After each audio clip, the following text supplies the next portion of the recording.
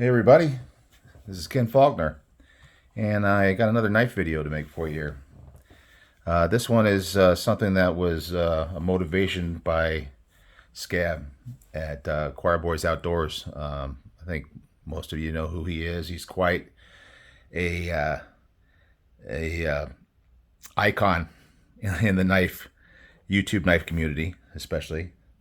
And he was doing a video, and he was talking about knives and reviewing them, and he was actually commenting about Shane Gables from Edgy American. He was talking about the fact that he makes videos and talks about knives and tells you how that knife makes him feel. Not so much details of the knife, but the emotional connection, the thoughts and feelings that he has when he has that knife in his hand, when he's using that knife, and just the ownership of that knife. Now, these are some knives I picked up when I was younger, growing up. This is back in the days before I knew much about knives. YouTube wasn't around at that time, and I hadn't really researched or anything.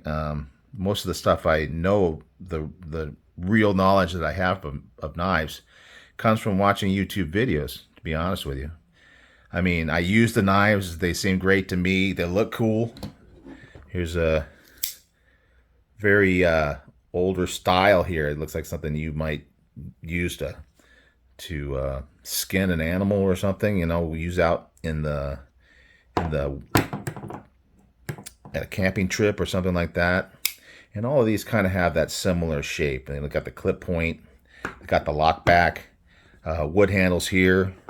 This one was one, I think this came from a wood crafting company, Woodcraft. But still a cool knife. Nothing especially special about them, but it's a classic style. I mean, you look at this and you think that, you know, that is a classic knife. But even though I like these knives and I've enjoyed using them over the years, these are not the ones I'm here to talk about. So I'm going to move these guys out of the way. Because when I was thinking about a knife that I have and a connection to that I can tell you about, there was this one knife that I recently got. And I think it's all one that almost everybody knows about, or you know somebody that's had one, or maybe your dad, maybe your grandfather had a knife, this knife, or one that was similar to it. This comes from Buck, and it is the very classic Buck 110 knife. And it looks similar to the other ones, but this is a USA made version. And you can tell the difference. And I wanted to get one of these for quite a while.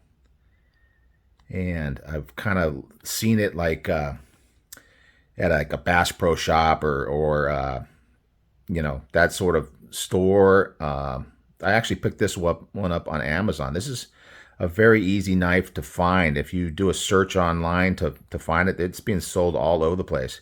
And the thing is that this is a knife that's been around since before I was born. I'm not exactly a young guy, and this one was designed in 1963, from what I understand. And it is something that I guess it went into production in 1964. That's the year I was born. But oh, that, just listen to that. Hang on a second. Let's close it. And listen to the way that clicks. That spring in the back. That's just a much more solid sound and feel than the other knives that I showed you earlier. It is a well-built, well-designed, nicely fit and finished knife. It's got great materials. It's a 420 420C, 420HC. Forget what that exactly what it is, but it's not your super steel. It's an older type of steel, but it's good. It's a good steel for sure. First night I opened this up and started playing with it a little bit. I actually cut myself twice the same night because this thing was so sharp. And you know, you just have to be super careful with this one when you get it out of the box. Just straight from the Buck factory. And I really like the wood handles. You don't really see as many wood handled knives, especially in the more modern knives. Um, but it's a very classic style, and that's what I feel when I have this knife in my hand. When I'm using this knife, I feel like a connection to the history of pocket knives. It's just it's tried and true, stood the test of time. It's still popular today. It's still valid and usable today. You can see it's kind of patinaed a little bit.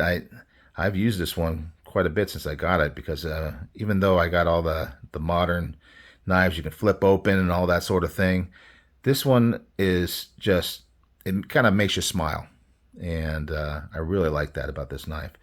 It also is very comfortable in your hand. It's very comfortable to hold. It's solid. It's heavy, heavier than a lot of the smaller modern knives. But you know, that's kind of my style. I really like a knife that I can feel in my hand. It feels like if you're going to cut something with it, it's going to it's not going to slip out of your hand because you got a good grip on it. And it's got a clip point blade. It's got a hollow grind to the blade, so you know it's going to be slicey. Cuts really well.